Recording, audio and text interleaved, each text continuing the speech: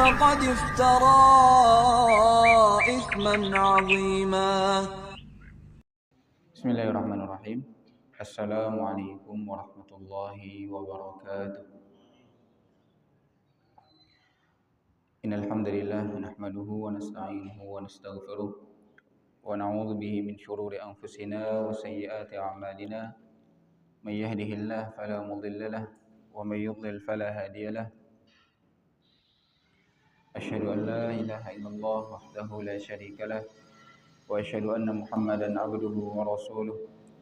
اللهم صل على نبينا محمد وعلى آله وصحبه أجمعين. أما بعد، أخوتي في الله rahimani wa rahimakumullah.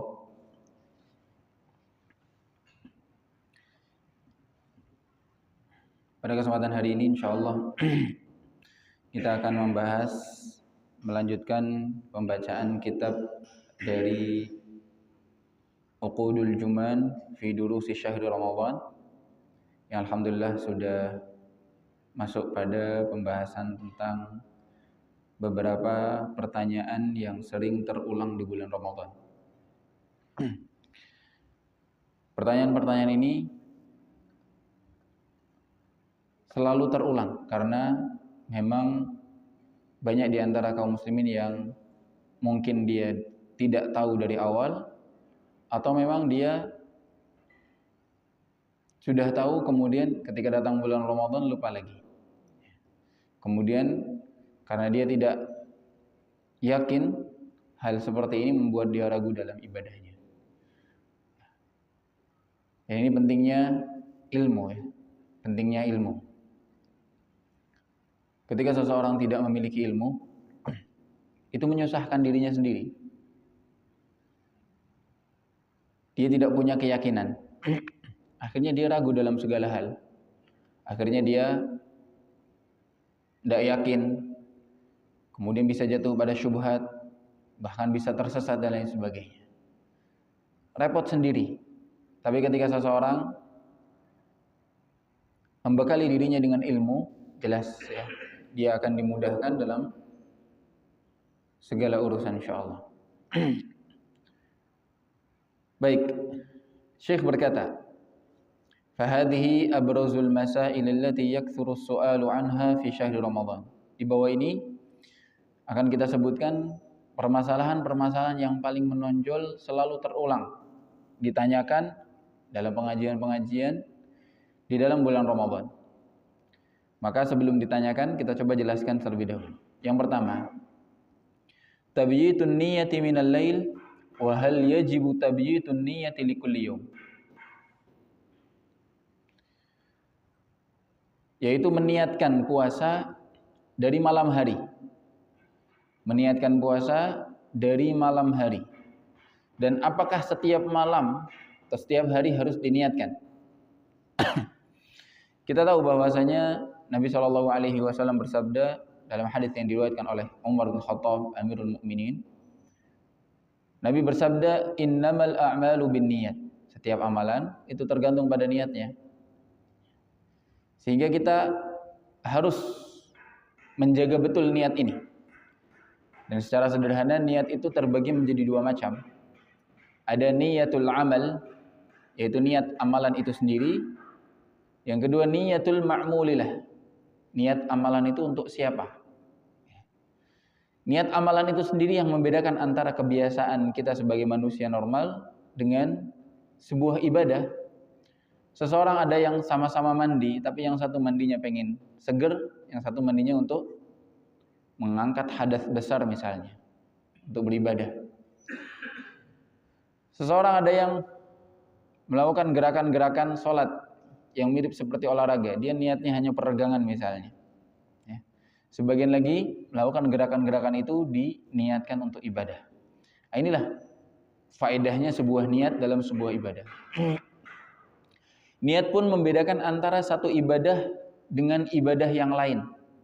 Niat membedakan antara satu ibadah dengan ibadah yang lain. Sama-sama memberi makan. Sama-sama memberi makan orang miskin. Ada yang namanya zakat, ada yang namanya fidyah, ada yang namanya sedekah, Bahkan yang sunnah pun bermacam-macam, bisa sedekah, bisa hadiah, bisa hibah, wasiat, wakaf. Ini semua perlu diniatkan. Dan pada dasarnya niat seperti ini cukup kita sebutkan di dalam hati kita. Niat seperti ini cukup kita sebutkan di dalam hati kita. Hingga boleh kita simpulkan tidak ada kewajiban niat itu harus dilafalkan. Tidak ada kewajiban niat itu harus dilafalkan. Termasuk ketika kita meniatkan niat yang macam yang kedua tadi, ma'mulillah. Untuk siapa ibadah ini? Jelas untuk Allah Subhanahu wa taala. Kita niatkan pula di dalam hati. Karena faktanya tidak ada tuntunan khusus dari Nabi Shallallahu alaihi wasallam dalam tata cara melafalkan niat. Maka dikembalikan pada asalnya niat. Orang ketika berniat sesuatu tempatnya di mana? Di hati. Orang ketika meniatkan sesuatu tempatnya di hati sehingga tidak perlu dilafalkan. Orang kalau mau niat mau makan, apakah dia perlu melafalkan niatnya dia? Dia mau makan. Tidak perlu. Orang mau mandi, orang mau pergi, tidak perlu dia lafalkan niatnya. Cukup dia niatkan di dalam hati. Maka begitu pun ibadah. Para ulama sepakat bahwa pada asalnya niat itu letaknya ada di hati.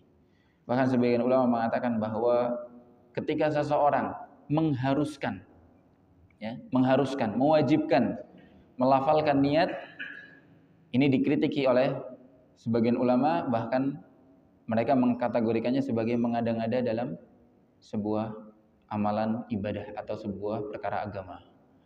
Sehingga jangan sampai kita mengharuskan. Namun memang ada sebagian ulama, diantaranya dari ulama Syafi'iyah, yang mengatakan sunnah.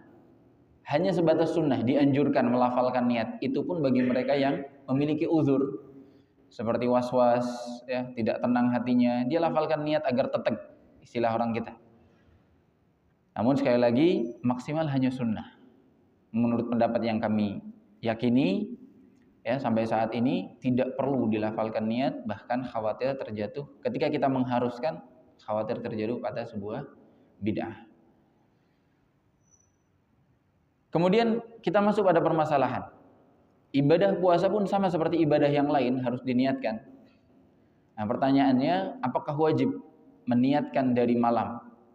Atau cukup kita niatkan dalam hati di pagi hari saat kita bangun subuh? Setelah sudah dikumandangkan azan, sebelum iqamah kita bangun, kemudian kita niatkan puasa Ramadan. Sah atau tidak? Maka kita dengarkan penjelasan Syekh.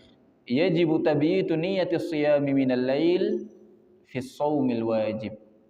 Kata beliau, untuk puasa wajib baik Ramadan maupun puasa qadha atau puasa wajib lainnya seperti kafarah misalnya dan lain sebagainya, maka wajib diniatkan dari malam hari.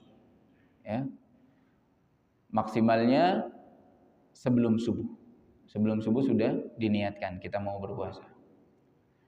Wa min dzalika shaumu syahr Ramadan, termasuk di antaranya puasa bulan Ramadan.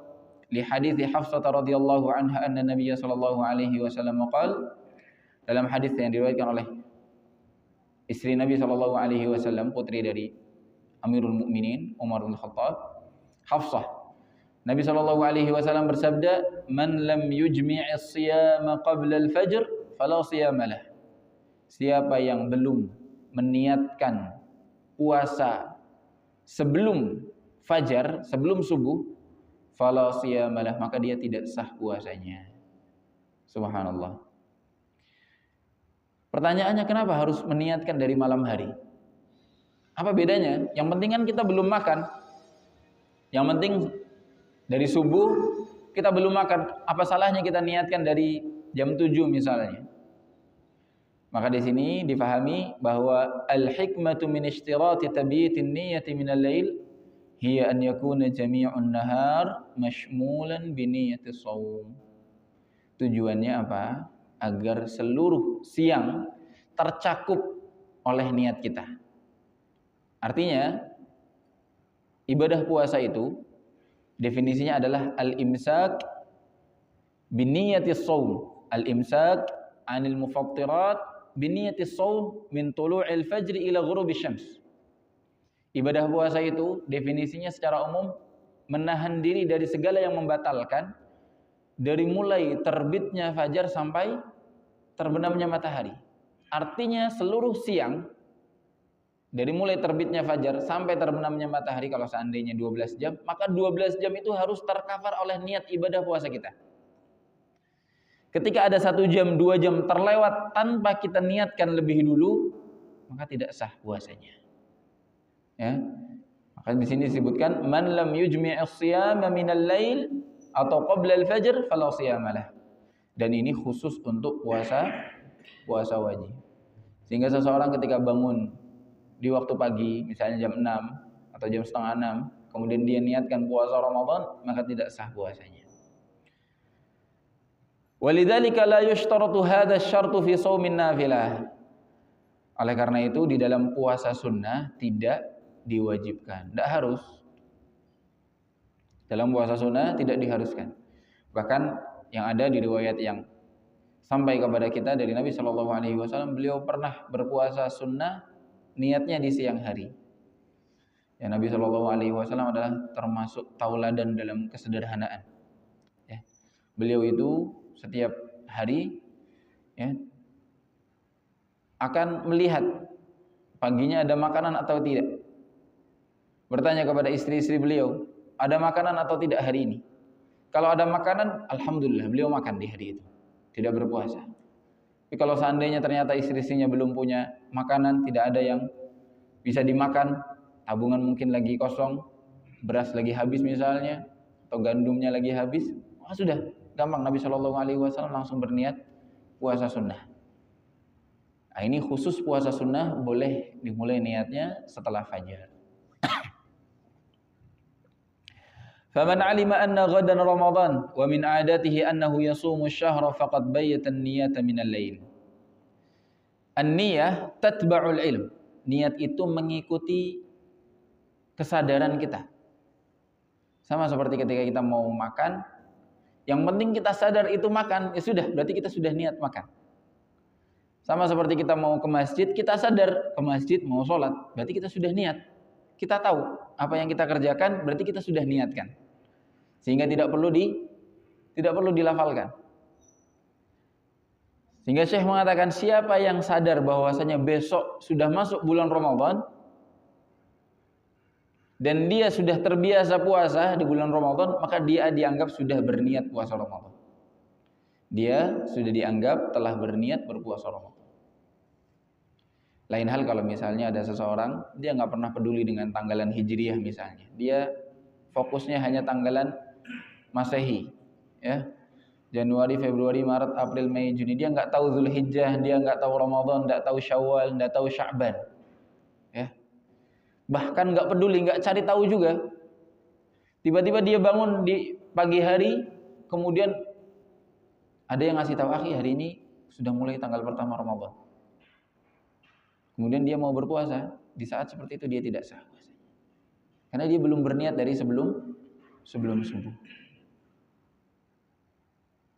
Makanya kemarin ketika kaum muslimin yang meyakini bahwasanya awalnya Ramadan itu diketahui dengan ru'yatul hilal, semua kaum muslimin menunggu hasil berita sidang isbat dari ulama kita, ya, dari ulama di Indonesia. Bahkan sebagian dari kami ada yang menunggu, mau tarawih nunggu berita hasil beritanya. Ya. Kalau sebagian kelompok yang meyakini bahwasanya awal Ramadan bisa diketahui dengan hisab, maka sudah langsung bertarawih tanpa memedulikan atau tanpa menunggu hasil sidang isbat dari pemerintah. Kalau misalnya yang sebagaimana yang kami yakini sampai saat ini, bahwa yang paling afdal dan yang paling benar adalah mengetahui awal bulan dengan cara ru'yatul hilal, dengan cara ru'yah. Barulah ketika tidak sempurna atau tidak bisa kita lihat karena mendung atau dan lain sebagainya, maka kita gunakan metode lainnya, yaitu ikmal Sya'ban sebanyak 30 hari. Nah, saat kemarin subhanallah terjadi keterlambatan kabar berita dari pemerintah. Bahkan sampai jam 7:30 lewat sedikit masih belum ada kabar. Sehingga kami pun termasuk yang menunggu, tidak langsung melaksanakan ibadah salat tarawih. Karena kita belum meyakini besok sholat subuh besok Ramadan atau tidak. Nah, orang-orang yang seperti ini kalau sudah sadar besok akan tanggal 1 Ramadan, berarti dia sudah dianggap sudah berniat puasa Ramadan. Wa man qama lis-suhuri faqad nawa. Dan barang siapa yang sudah melakukan sahur, maka dia juga dianggap sudah berniat. Karena sahur adalah termasuk rangkaian ibadah puasa, meskipun rangkaiannya hukumnya hanya sebatas sunnah. Tapi kalau seseorang sudah dia menyiapkan makanan, bahkan sudah masak dari sebelum tidur, besok tinggal dihangatkan saja misalnya, berarti dia sudah niat sahur. Sudah niat sahur, sudah termasuk dianggap niat berpuasa. Tidak perlu dia lafalkan lagi, tidak perlu dia sebutkan lagi. Cukup ketika dia sudah sadar bahwasanya dia mau puasa, maka itu dianggap dia sudah berniat puasa. Wa yang bagi adamut tasydidi fi masailin niyah, tidak pantas mempersulit dalam permasalahan niat. Li'annahu yaqudu ilal waswas. Yang bikin repot adalah ketika kalau kita mempersulit dalam urusan niat, bikin kita waswas. Bikin kita waswas, dan itu terjadi jemaah. Kami sering melihat ada orang sholat berjamaah, imam sudah takbir, sudah mulai baca Al-Fatihah. Ada beberapa makmum yang karena memang dia terlalu terbawa waswas, dan mungkin ini termasuk yang disebutkan oleh Syekh, menyusahkan diri. Dia bertakbir sampai diulang 3 kali. Takbiratul ihram, kemudian turun lagi, tidak jadi. Diulang lagi, takbiratul ihram lagi. Begitu seterusnya. Wallahu a'lam bishawab, menurut kami hal seperti ini lebih baik dihindari. Karena cukup diniatkan 1 kali, dia sudah yakin, tawakal kepada Allah Subhanahu wa taala, jauhkan waswas dari syaitan. Sehingga kita sudah simpulkan ya, pertanyaan pertamanya, apakah wajib niat sebelum subuh atau dari malam hari? Jawabannya wajib. Ya, walaupun tidak harus dilafalkan. Yang penting sadar bahwasanya besok sudah masuk puasa. Dan itu maksimal sebelum subuh. Kalau setelah subuh sudah tidak sah puasanya.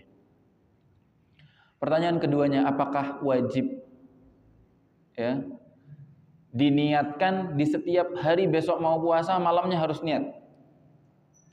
Maka kata Syekh, hadhil mas'alah mahallu khilaf bainal fuqaha. Yang seperti ini diperselisihkan oleh para ulama. Menjadi objek pembahasan mereka. Sebagian ada yang mengatakan harus setiap malam niat, ya setiap hari harus baru niatnya.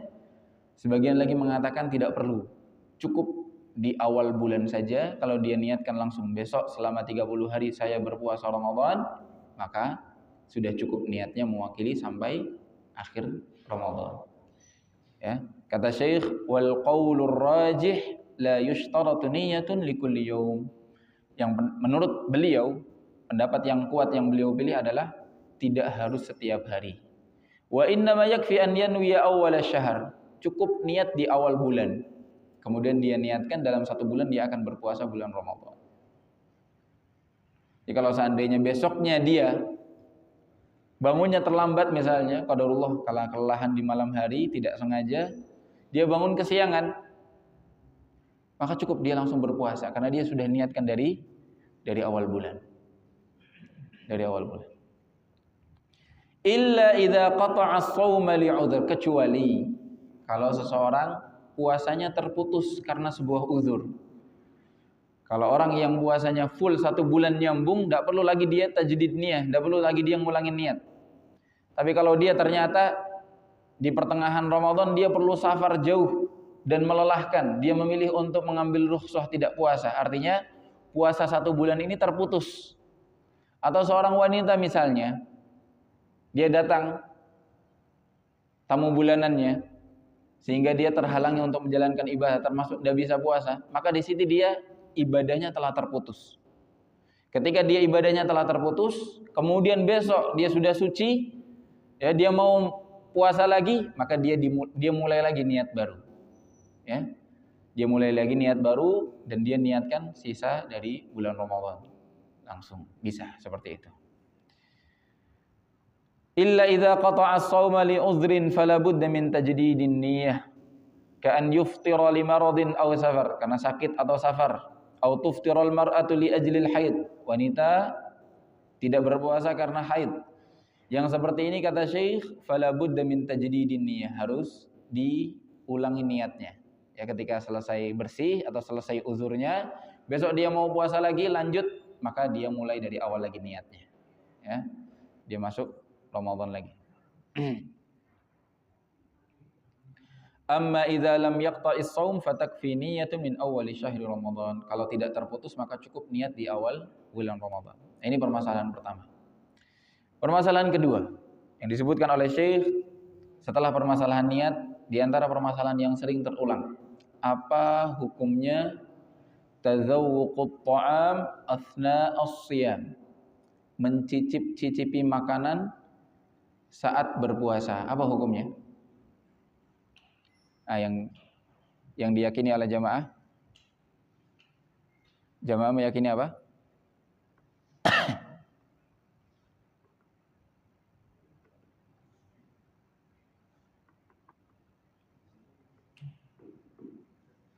Nah, apa hukumnya mencicipi makanan saat berpuasa? Maka sederhana sekali ya. Syekh mengatakan tazawwuqut ta'am lil hajati la ba'sa bih. Mencicipi makanan kalau ada kebutuhan, ada hajat, maka tidak masalah. Boleh. Bahkan tidak makruh sekalipun, mubah. Karena ada hajat. Apalagi ketika seseorang masak, di antaranya ibu-ibu atau wanita yang memasak di rumah untuk keluarganya, jangan sampai masakannya terlalu asin, nanti malah tidak dimakan, mubazir. Jangan sampai masakannya pahit atau hambar, nanti tidak enak. Maka di sini dia boleh mencicipi makanan. Atau kebutuhan yang lebih besar, misalnya dia masak makanan dalam jumlah yang banyak.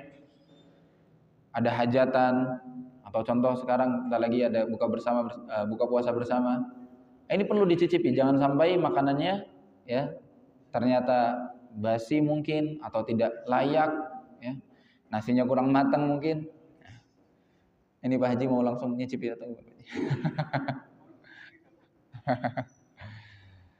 Nah, yang seperti ini perlu. Dan kalau ada hajat hukumnya tidak makruh, mubah. Asalkan tidak ditelan. Asalkan tidak ditelan ya. Kalau cicipi banyak kemudian dikeluarkan lagi nggak masalah juga. Kalau memang ada hajat, nah ini nggak bisa nih cicip satu tetes. Cicipnya harus 1 sendok misal ya. Tapi kayaknya jauh kemungkinannya ya.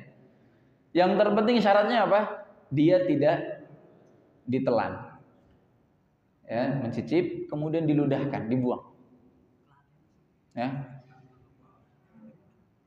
Kalau misalnya dia mencicipi tanpa ada hajat, nah inilah baru hukumnya apa? Hukumnya makruh.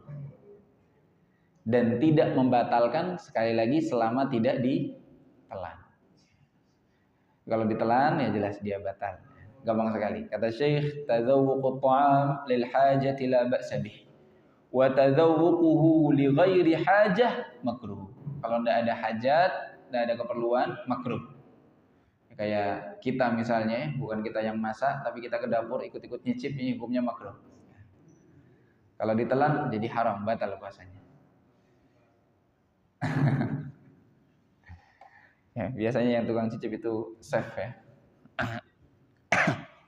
Wa 'ala alladhi yatadzawwaqu ta'am an yalfidhahu, kata Syekh, harus dikeluarkan, diludahkan. Ba'dama yatadzawwaqu, setelah dia cicip. Ini permasalahan yang kedua sering terulang. Kalau orang tidak tahu hukumnya, akhirnya dia ragu. Saya takut puasa saya batal, padahal hal seperti ini para ulama bisa dikatakan tidak ada khilaf bahwa orang yang mencicipi makanan kalau ada kebutuhan selama tidak ditelan hukumnya sah-sah saja, tidak haram. Yang ketiga, bal'ul bulghum, menelan, mohon maaf, dahak. Ya.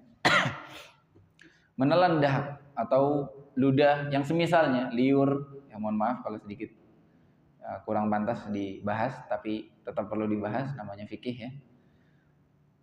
Atau bahkan lendir yang ada di hidung dan seterusnya. Maka apa hukumnya? Kata Syekh, al-bulghum yusammihi ba'duhumun nukhamah. Sebagian orang menamakannya nukhamah. Fa idza lam tabruz lil fam, selama tidak muncul di permukaan mulut, mohon maaf sekali lagi, fala tufattirus shaim, maka tidak membatalkan orang yang berpuasa. Jadi ada dua kondisi. Mohon maaf sekali lagi, kalau air liurnya, dahaknya, ludahnya atau lendirnya masih ada di mulut dia, tidak dikeluarkan, bahkan tidak lam tabruz lil fam, tidak nampak di mulut, dia telan, tidak masalah.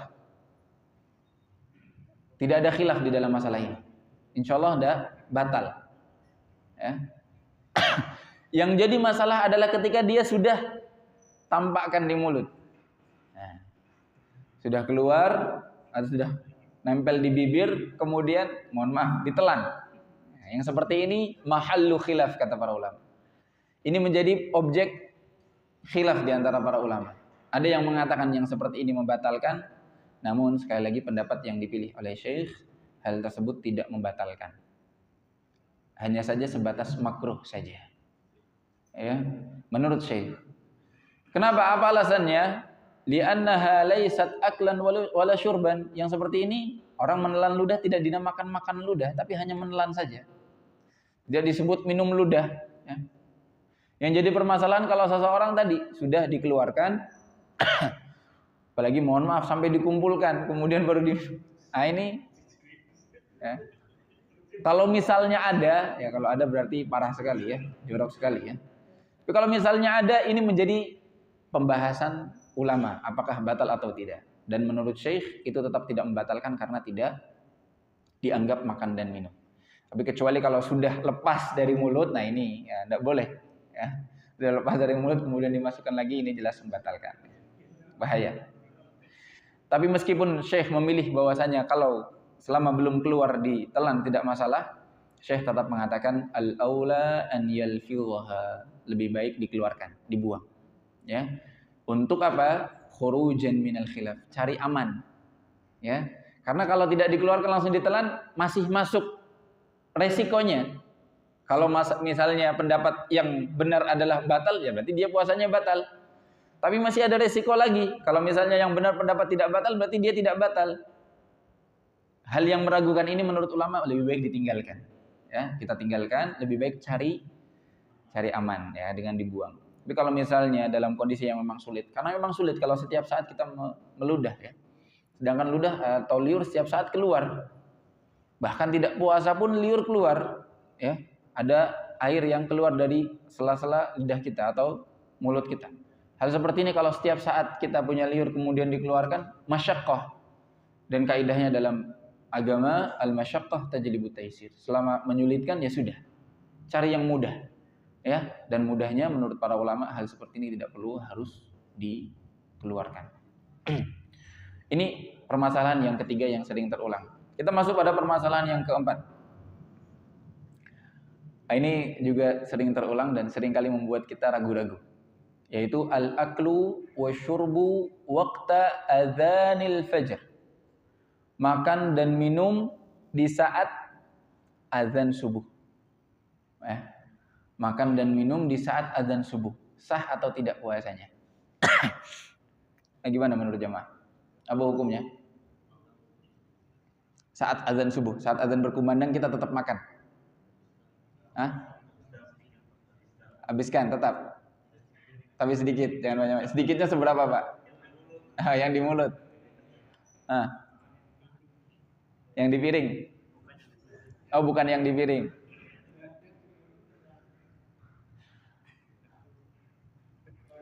Yang lebih ekstrim lagi malah sebelum azan 10 menit.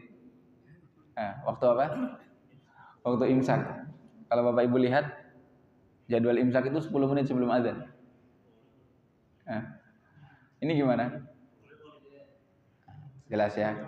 Kalau imsak yang ada di dalam jadwal waktu sholat itu jelas tidak bisa dijadikan patokan. Ya, kita masih boleh makan. Ya. Tapi yang jadi permasalahan adalah saat azan subuh. Saat azan subuh. Maka jawabannya apa? Subhanallah. Al-aklu wa syurbu waqta adzanil fajr la yadur. Makan dan minum saat dikumandangkannya azan tidak masalah. Bahkan bukan yang di mulut saja yang dihabiskan, yang di piring pun boleh dihabiskan. Selama azannya belum selesai. Nah ini sebelum diprotes, didengarkan dulu hadisnya. Apa dalilnya? Ya kita enggak sembarang ngomong ya. Li hadits Abi Hurairah radhiyallahu anhu anna Nabiy sallallahu alaihi wasallam qala. Hadis Abu Hurairah, Nabi sallallahu alaihi wasallam bersabda, "Idza sami'a ahadukumun nida", kalau salah seorang dari kalian mendengarkan azan. Wal ina'u ala yadihi, tangannya lagi megang piring. Fala yad'uhu hatta yaqdiya hajatahu min, maka dia tidak perlu meletakkan piring itu sampai dia selesai dari hajatnya. Subhanallah. Nabi SAW sendiri yang mengatakan. Hadis ini diriwayatkan oleh Abu Dawud dan menurut Syekh hadisnya thabit, ya, diterima dengan dikumpulkan dari seluruh jalur riwayat sanadnya. Ya, ketika dikumpulkan semuanya saling menguatkan dan bisa dipakai, bisa diamalkan. Ini menunjukkan bahwa yang zahir, ya, yang zahir, yang jelas, kalau seseorang saat azan subuh dia sudah megang piring, itu boleh lanjut makan. Ya. Apalagi makanan masih ada di mulut, jangan dibuang, lanjutkan. Selama azan belum selesai. Selama azan belum selesai. Tapi yang jadi masalah kalau misalnya azannya nyambung, ya. Azan masjid pertama. Azan masjid ini sudah selesai tapi azan si tetangga sebelah masih lanjut nih, gimana ini? Nanti kita bahas juga. Kita bahas dulu kondisi seseorang lagi megang piring atau lagi tidak megang piring. Kata Nabi SAW, kalau dia masih lagi megang piring, lanjutkan, tidak apa-apa. Selesaikan hajatnya. Kalau dia cukup makan 3 atau 4 sendok, makanan sisanya dia simpan, dia taruh di lemari es misalnya, agar awet bisa dimakan lagi nanti maghrib. Ya, atau dikasih ke hewan ternak atau dikasih ke anaknya yang tidak puasa, disuruh habiskan. Yang penting hajatnya diselesaikan sebelum azan subuh selesai. Dia usahakan. Yang repot kalau azannya cepat ya. Azannya kenceng banget ya repot. Tapi kalau seseorang saat azan subuh dia benar-benar ngambil piring pun belum, ya, dia belum ngambil piring, maka ini yang jadi khilaf di antara para ulama. Apakah dia masih boleh makan atau dia tidak perlu makan? Yang pasti kalau seandainya seseorang baru bangun tidur malah sudah azan, bahkan azannya sudah as-salatu khairum minan naum, setelah itu la ilaha illallah, Allahu akbar la ilaha illallah, yang seperti ini tidak akan kekejar. Maka menurut kami lebih berhati-hati, jangan makan. Karena dia belum siap, belum apa-apa. Ya. Dia baru bangun tidur, azan sudah mau selesai, ya sudah. Ya. Kalau seandainya dia perlu minum, seandainya seret sekali misalnya, ya, dia perlu minum, maka minum dawa secukupnya, secukupnya, kemudian langsung mulai berpuasa. Jangan sampai dia meresikokan puasanya sampai tidak sah karena dia sudah masuk subuh tapi malah baru makan. Ya tadi. Yang jadi permasalahan tadi kalau misalnya azannya bersambung, maka azan mana yang kita pakai? Maka kita boleh berpatokan dengan waktu sholat, ya. Waktu sholat yang ada di masjid yang biasa kita gunakan untuk sholat subuh. Kalau seandainya masjid itu sudah terbiasa tepat waktu, maka kita gunakan azan dari masjid itu. Ya, kita tidak menggunakan azan-azan di masjid yang lain. Kita cukupkan dengan azan masjid kita. Ya. Kalau seandainya masjid kita Masjid Al-Marzuq insyaallah, ya, Bapak Haji siapa namanya, Pak? Pak Haji Sahiro. Bapak Sahiro, ya. Insyaallah tepat waktu terus, ya. Insyaallah tepat waktu terus, jarang terlambat. Maka kita boleh berpatokan dengan azannya Pak Sahiro. Ya, hafizahullah taala. Tapi kalau misalnya azan sebelah, mohon maaf nih, tetangga kita kadang-kadang azannya terlambat. Ya. Di antaranya yang ada di perumahan Safir, sering sekali terlambat. Ya. Nah, maka yang terlambatnya ini parah, ya maka kita tinggalkan. Kita patokan dengan azan yang terbiasa tepat waktu. Kita bisa berpatokan dengan waktu sholat yang ada di masjid-masjid. Intinya, kalau seandainya seseorang lagi makan dan belum habis, kemudian tiba-tiba berkumandang azan, dia lanjutkan sampai selesai hajatnya. Setelah itu secukupnya, dia tinggalkan, minum, dan dia mulai berpuasa. Kalau misalnya dia belum megang apa-apa, bahkan belum siap, ya azan subuh baru masak, yang tidak bisa, ya. Azan subuh baru nanak nasi misalnya, udah bisa. Sudah tertinggal.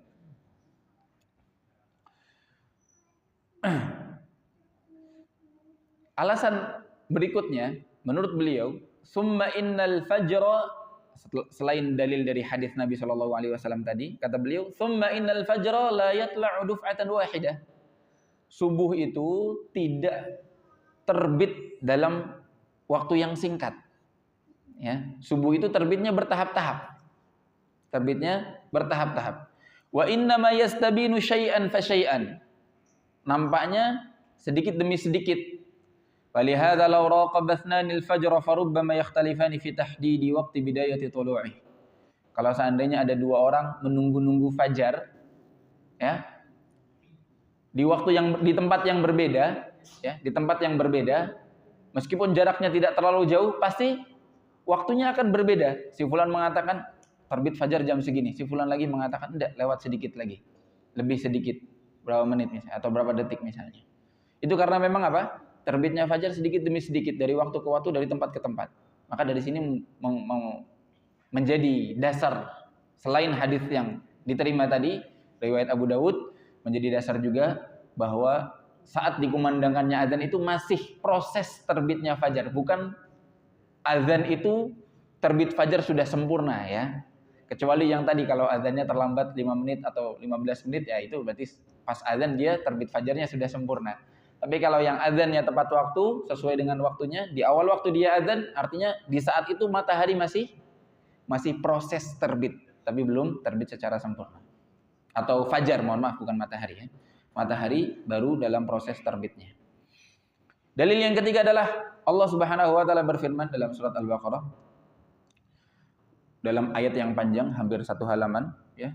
Potongannya Allah Subhanahu wa taala berfirman, "Wa kulu washrabu hatta yatabayyana lakumul khaytul abyadu minal khaytil aswadi minal fajr." Dan makan dan minumlah sampai jelas, yakin, ya, garis putih dari garis hitam dalam waktu fajar. Para ulama menafsirkan garis putih adalah waktu pertama dimulainya siang, garis hitam adalah waktu akhir malam. Jadi malam diibaratkan garis hitam, siang diibaratkan garis putih. Kata Allah Subhanahu wa taala, silahkan makan dan minum, lanjut makan dan minum sampai jelas sekali fajarnya.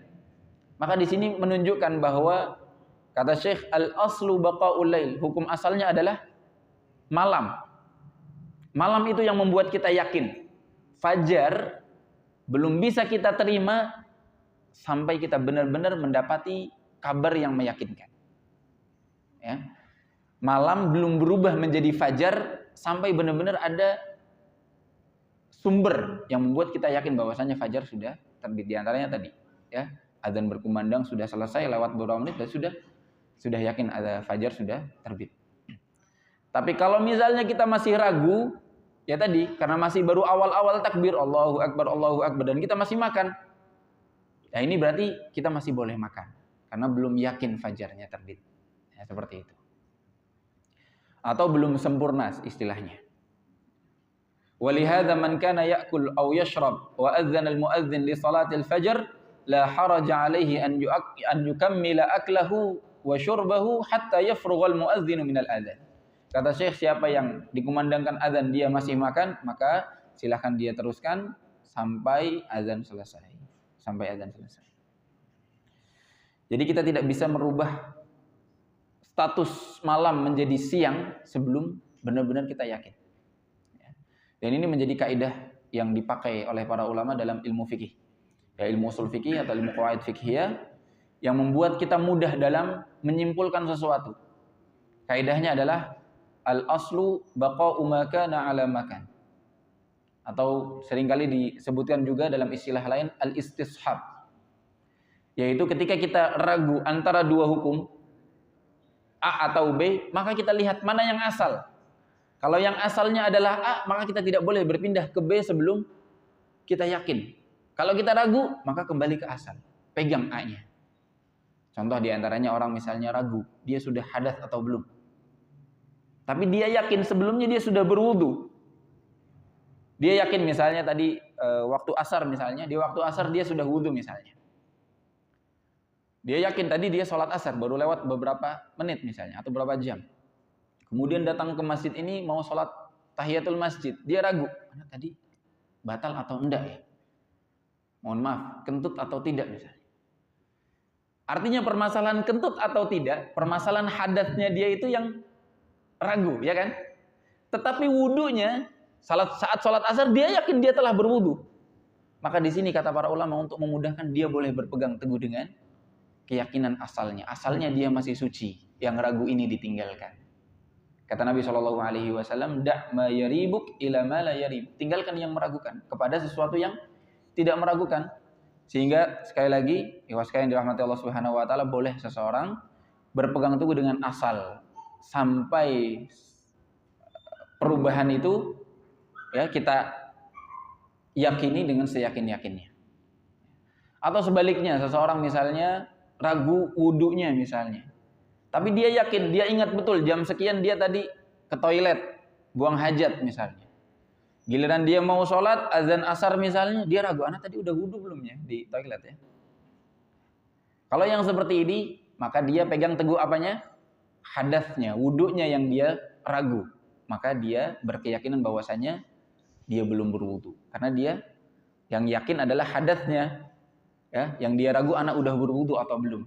Maka lebih baik dia tinggalkan keraguan, dia wudu ya, dari awal. Ini diantara kaidah-kaidah yang dijadikan pegangan oleh para ulama dalam beragama. Dan kalau kita bisa mendasari diri kita dengan ilmu ini, insya Allah ya, permasalahan agama mudah. Karena memang Allah Subhanahu Wa Taala dalam ayat puasa ini sendiri mengatakan, yuridullahu bikumul yusra, wala yuridu bikumul usra.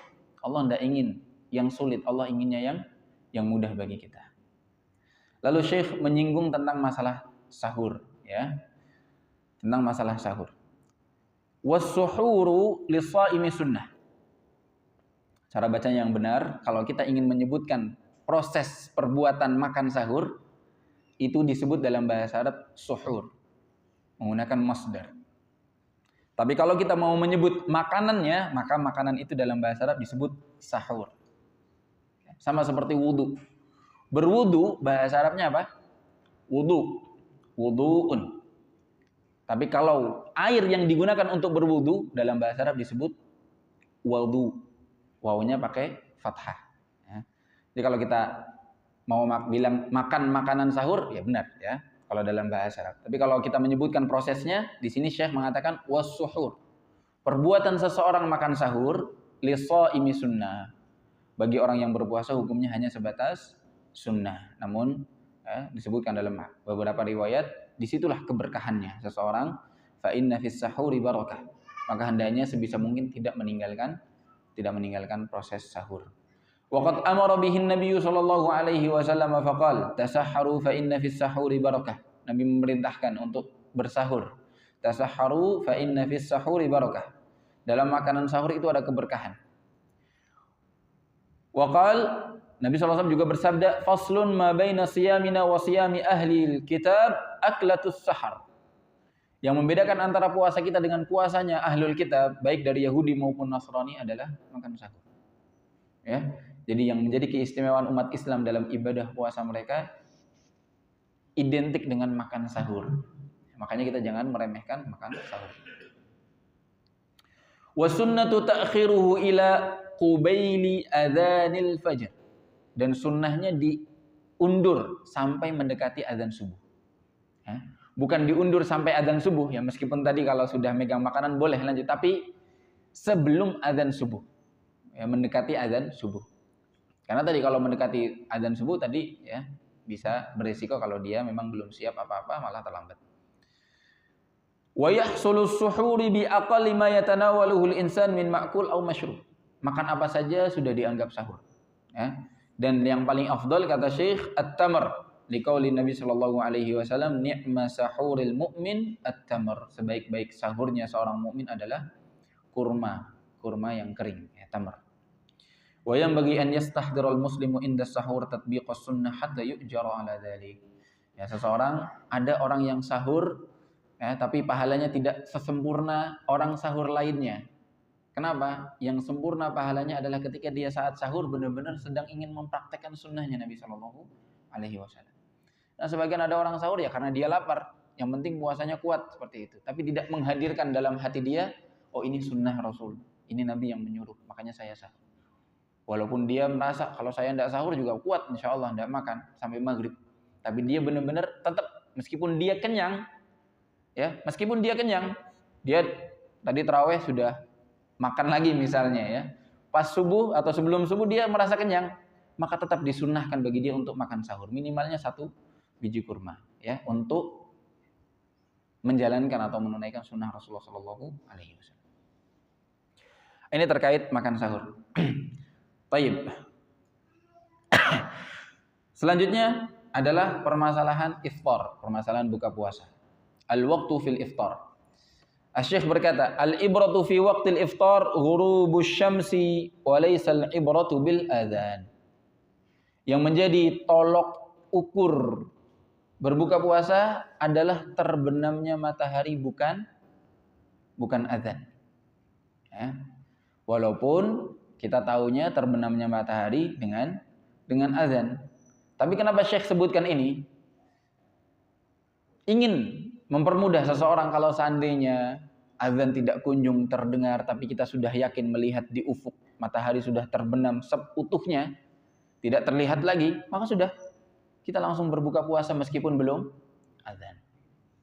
Ya, kalau di Indonesia atau di Brebes ya ada suara sirine ya, suara nging ya, suara nger atau istilah yang lainnya. Ya itu. Kalau tanda itu sudah membuat kita yakin, kita sudah percaya sama panitia. Ini tandanya terbenam matahari, maka boleh kita langsung makan tanpa menunggu azan ya, karena biasanya juga yang muazin makan dulu bareng sama kita ya. Makanya kita tidak perlu nunggu azan, orang muadzinnya aja lagi makan gitu ya. Sehingga Syekh mengatakan sebagaimana firman Allah Subhanahu wa taala, "Tsumma atimmus shiyam ilal lail." Kemudian sempurnakanlah puasa sampai malam. Artinya kalau kita yakin sudah datang malam dengan terbenamnya matahari, maka kita berbuka puasa. Karena Allah tidak mengatakan "Tsumma atimmus shiyam ila azanil fajar." Allah tidak berfirman sempurnakan puasa sampai azan subuh.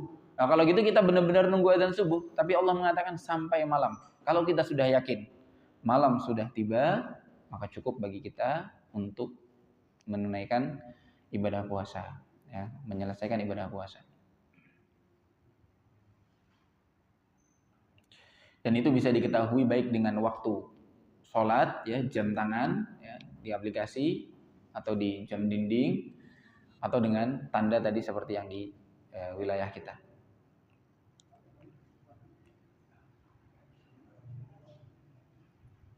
Baik. Wa sunnatu ta'jilul fitr, dan sunnah mendahulukan atau mengawalkan fitr. Mempercepat mulainya buka puasa, jangan ditunda. Nah, di sini ingin mengingatkan bagi mereka yang suka sibuk, ya, kalau lagi buka puasa sibuk mondar-mandir. Nah, ini tidak sunnah. Kalau sudah masuk waktu buka puasa ya sudah, semuanya tinggalkan, makan dulu. Ya. Yang penting ada yang dimakan atau ada yang untuk membatalkan puasa kita. Jangan mentang-mentang wedangnya belum dibagi semuanya, dia udah bagiin wedang dulu misalnya. Ini tidak sunnah. Yang penting di depan sudah ada air putih cukup. Atau di depan sudah ada snack, sudah ada kurma yang manis-manis atau apa untuk membatalkan puasa kita cukup. Barulah setelah itu, setelah kita sudah batalkan puasa kita, kita boleh kembali ke kesibukan kita lagi. Li hadits Sahal bin Sa'ad radhiyallahu anhu anna Rasulullah sallallahu alaihi wasallam qala la yazalun nasu bi khairin ma'ajjalul fitr. Masih saja manusia dalam kondisi khair, dalam kondisi yang baik selama dia mendahulukan buka puasa. Ya, tidak menunda. Was sunnatul iftaru ala ratbin atau ala rutabin. Yang paling sunnah berbuka puasa dengan kurma, tapi kurma yang basah. Kalau tamar tadi yang sahur, kurma kering. Ya. Kalau rutab, kurma yang basah. Ya, biasanya sedikit berair. Ya. Kalau kita pegang, itu namanya kurma basah. Atau kurma yang lembek, itu namanya kurma basah, rutab namanya. Fa'in udima fatamrun. Kalau ndak ada yang basah, maka boleh pakai kurma yang kering, kurma yang ada, ya. Kurma dari 2 tahun yang lalu juga insya Allah masih bisa dimakan, ya. Tapi sudah disebut tamar karena dia sudah kering. Fa'in udima fama. Kalau ndak ada, ya sudah minimalnya berbuka dengan air putih. Li hadithi Anas bin Malik radhiyallahu anhu qala kana an-nabiy sallallahu alaihi wasallam yuftiru qabla an yusalli ala ratibat. Nabi sallallahu alaihi wasallam sebelum salat maghrib berbuka puasa dulu dengan yang basah-basah, dengan kurma-kurma yang basah. Yang sering kita sebut dengan takjil, ya. Takjil asal katanya dari hadis Nabi sallallahu alaihi wasallam, ajjalul fitr, ajjala yu'ajjilu ta'jil. Takjil kita buka puasa untuk membatalkan makan beratnya nanti setelah salat. Fa illam takun ratibatun fa'ala tamarat. Kalau tidak ada kurma basah maka kurma kering. Fa illam takun tamaratun hasawatin min ma. Kalau tidak ada kurma cukup dengan air putih. Fa illam yajid rutaban wala tamran wala ma'an. Gimana kalau tidak ada sama sekali? Ya, snack pun enggak ada. Misalnya kita di tengah jalan, warung masih tutup misalnya. Lupa belum menyiapkan makanan. Gimana buka puasanya? Tetap disunahkan untuk menyegerakan buka puasa. Bagaimana caranya? Fa in lam yajid syai'an nawal iftar biqalbi. Cukup batalkan puasa dengan niat di hati. Ya. Jadi yang penting kita sudah niatkan, ya, fattaqullah mastata'tum, semampunya. Ternyata enggak ada, ternyata lagi di perjalanan, belum siap. Dikira makanan di dapur ada, ternyata benar-benar sama sekali air pun enggak ada misalnya. Ya, nggak mungkin kan beras masih mentah kita makan, kita cemilin, ya. Walaupun ada yang seperti itu, ya. Tapi kalau misalnya benar-benar tidak ada, maka cukup dengan apa? Niat. Ya, kita niatkan, saya niatkan dengan hati bahwasanya saya sudah berbuka puasa. Atau mohon maaf ya, bagi suami istri misalnya, kalau tidak ada makanan gampang, ya, tinggal dibatalkan dengan cara itulah pokoknya. Dan banyak para sahabat yang mengamalkan hal tersebut, ya. Berbuka puasa dengan cara tidak makan dan tidak minum, tapi dengan cara yang lain. Baik. Permasalahan yang berikutnya. Dukhulu syai'in minal ma' athna al-madmadati bighairi ikhtiyari. Apa hukumnya ketika ada sebagian dari air wudu saat kita berkumur-kumur masuk tanpa disengaja. Masuk tanpa disengaja. Hukumnya jelas, ya, namanya juga tidak disengaja, ya. Allah Subhanahu wa taala berfirman, "Wa laisa 'alaikum junahun fima akhta'tum bih." Tidak ada dosa bagi kalian pada hal-hal yang kalian keliru, tidak sengaja, walakin ma ta'ammadat qulubukum. Tapi yang dosa adalah kalau disengaja oleh hati-hati kalian, ya. Kalau tidak sengaja maka hukum asalnya tidak mengapa, ya. Bahkan di antara orang-orang yang diangkat pena taklif, tidak dicatat kesalahannya, adalah orang-orang yang terpaksa atau lupa atau tertidur. Orang-orang seperti ini tidak sengaja maka tidak masalah.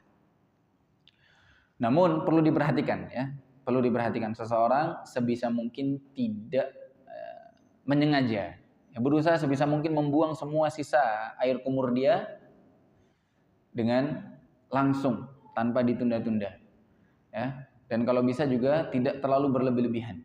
Ya, kita cukup kumur-kumur, ya. Mohon maaf, dikocok mungkin beberapa kali kemudian langsung dikeluarkan. Termasuk diantaranya juga istinsyak. Istinsyak apa? Mengangkat air ke hidung. Bukan memasukkan, ya. Kalau memasukkan kesenggruk, Bapak Ibu. Tapi mengangkat, air diangkat ke atas hidung kemudian istinthar, dibuang lagi. Ya, dimasukkan dengan tangan kanan, disunahkan dikeluarkan dengan tangan kiri. Para ulama mengatakan kalau seandainya tidak sengaja masuk, jelas sama juga tidak mengapa. Namun perlu diperhatikan, Nabi SAW mewanti-wanti kalau saat berpuasa kumur-kumur dan istinsyaknya, madmadah dan istinsyaknya tidak berlebih-lebihan. Nabi SAW bersabda, "Wabaligh fil istinsyak illa an takuna sha'iman." Kalau berwudu kita harus sungguh-sungguh dalam berwudu, dalam kumur-kumur, dalam membersihkan hidung. illa an takuna shaiman, kecuali dalam posisi berpuasa. Kalau berpuasa secukupnya saja.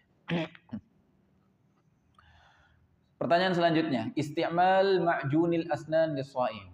Ini juga yang kadang-kadang bikin bimbang. Apa hukumnya sikat gigi pakai pasta gigi? Ya. Kalau sikat gigi tanpa pasta gigi mungkin lebih ringan gitu ya. Nggak ada yang masuk ya. Cukup digosok-gosok saja atau pakai siwak misalnya. Tanpa pasta. Tapi kalau sampai menggunakan pasta, apa hukumnya? Maka sama seperti berkumur-kumur. Sama seperti berkumur-kumur. Selama tidak ada yang masuk, maka tidak masalah. Sebagian ulama ada yang mengatakan kalau bisa sebelum zuhur. Kalau sudah ba'da zuhur, jangan gosok gigi. Nunggu gosok giginya setelah buka puasa saja sekalian. Namun hal seperti ini tidak ada dasarnya ya. Tidak ada dasarnya. Pada dasarnya adalah nggak ada bedanya antara awal siang dengan akhir siang. Selama bahan pasta giginya tidak sampai masuk ke dalam mulut kita atau ke dalam tenggorokan kita. Dan perlu diperhatikan juga, kita berusaha untuk membersihkan dengan air, dengan berkumur-kumur, dengan yakin, dengan benar-benar bersih. Ya, karena sebagian pasta gigi ada yang sangat kuat sekali rasanya dan ya, bisa mudah sekali dirasakan oleh perut kita atau tenggorokan kita.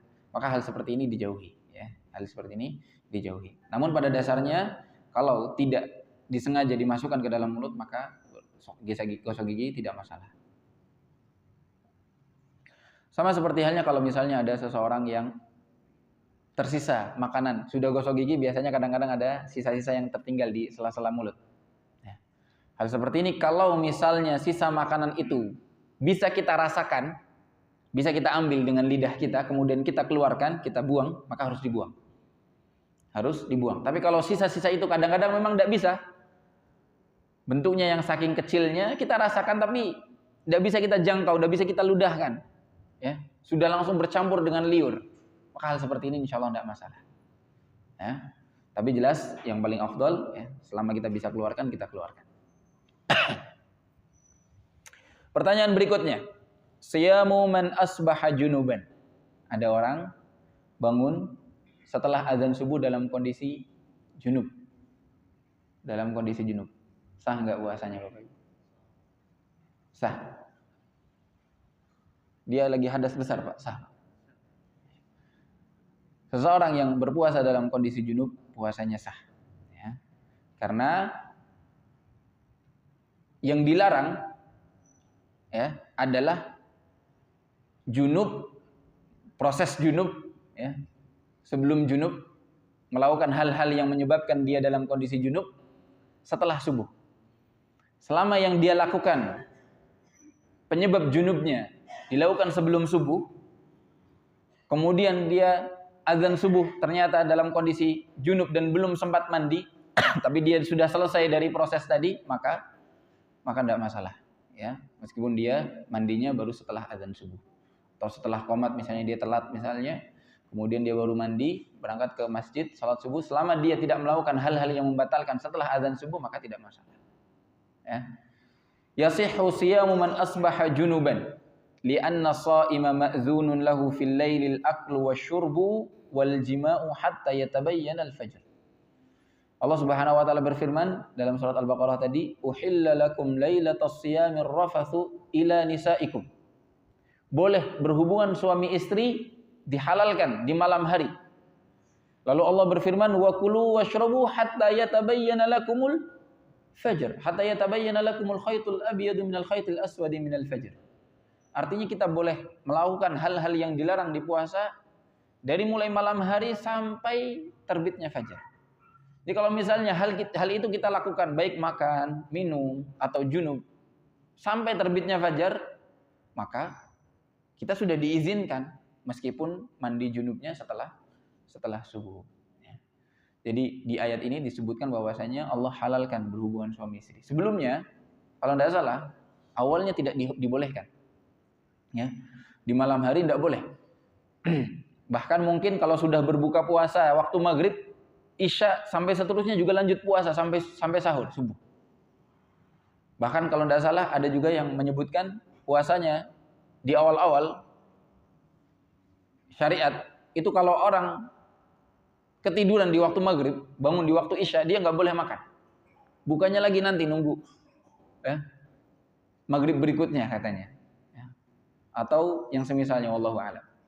Nah yang seperti ini dihapus oleh Allah Subhanahu Wa Taala hukumnya, ya, karena ketika Allah haramkan berhubungan suami istri di malam hari, banyak di antara kaum muslimin yang tidak kuat sehingga mereka tetap melakukannya dan mereka tidak ya, tidak memusingkan karena memang tidak ada yang melihat. Allah sebutkan alimallahu annakum kuntum takhtanuna anfusakum fataba alaikum. Allah sudah tahu bahwasanya di malam-malam kalian berbuat hal seperti itu padahal dilarang awalnya. Ya, berbuat berhubungan suami istri. Fataba alaikum, maka Allah ampuni kalian, tidak masalah. Nah, sekarang sudah boleh. Artinya namanya boleh, sudah. Ketika seseorang kalau itu berakibat dia junub meskipun setelah subuh junubnya, ya, setelah subuh dia masih dalam kondisi junub karena belum mandi sebelum subuh, maka puasanya tetap sah.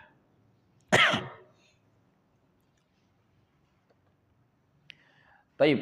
Pertanyaan berikutnya yang sering ditanyakan. Istikhdamul mar'ati hubub man'il haid li ajli siyam Ramadan. Apa hukumnya seseorang memakai obat penahan haid agar bisa berpuasa Ramadan secara sempurna? Maka disebutkan oleh para ulama bahwasanya orang yang haid, ya, orang yang mau menahan haid dengan minum obat agar puasanya sempurna diperbolehkan asal, ya, memang diizinkan oleh dokter. Ya, dia tetap minum obat-obatan tersebut atas saran dari ahli kesehatan. Jangan sampai malah bermadarat dan bermafsadat bagi dia. Seperti ini malah khawatirnya, ya, menjadi madarat. Maka tidak masalah kalau dia haid, ya, kemudian dia batal karena memang itu rukhsah bagi mereka dan dia boleh menggantinya di hari lain. Yang terpenting, ya, minum obat penghalang atau penunda haidnya jangan saat di siang hari, ya. Ya, sudah tahu misalnya perutnya sudah mulai nyeri dan lain sebagainya, mau haid, biar puasanya nggak batal, dia siang-siang minum obat haid yang nggak bisa, tetap batal, ya. Nah, maka biarkan saja. Baik, ikhwas sekalian yang dirahmati Allah Subhanahu Wa Taala, ini beberapa permasalahan tentang ibadah puasa dan sebenarnya masih banyak lagi. Namun yang terpenting insya Allah sudah kita sebutkan sebagian besarnya dan kita cukupkan sampai sini saja karena tersisa 15 menit lagi kurang lebih atau kurang sebelum adzan maghrib yang kita gunakan untuk berdoa karena waktu buka puasa termasuk waktu-waktu yang diijabahi doanya, untuk persiapan juga bagi teman-teman di panitia Masjid Al-Marzuq untuk membagikan takjil, ya, bagi teman-teman. Kalau tidak ada pertanyaan, insya Allah kita tutup langsung. Kami buka barangkali ada yang mau bertanya terkait permasalahan tadi yang kita bahas. Baik, silakan Pak. Ada sebagian saudara kita yang memanjangkan waktu berbukanya yang tadi saya bilang yang di ayat sempurnakan sampai datang waktu malam itu sampai benar-benar dia gelap sekali baru dia berbuka. Bagaimana? Baik. Hal seperti ini kalau memang beralasan karena dia ragu, maka boleh sampai dia benar-benar yakin. Tapi kalau memang sudah ada yang membuat kita yakin kayak tadi, insya Allah yang jaga sirene sirene adzan, sirene buka puasa sudah amanah, ya, dia sudah teliti sekali, sudah terlatih dan lain sebagainya, maka kita cukup berpatokan dengan mereka. Tidak perlu harus menunggu sampai benar-benar gelap. Ya, yang seperti ini malah khawatirnya malah menyelisihi sunnah Rasulullah Shallallahu Alaihi Wasallam, di mana beliau mengatakan la yazalun nasu bi khairin ma'ajjalul fitr. Wallahu a'lam. Sepertinya cukup, kita tutup dengan doa kafaratul majlis. Subhanakallahumma wa bihamdik la ilaha illa anta astaghfiruka wa atubu ilaik. Sallallahu ala nabiyina Muhammad wa ala alihi wasallam. Assalamualaikum warahmatullahi wabarakatuh. ومن يشرك بالله فقد افترى إثما عظيما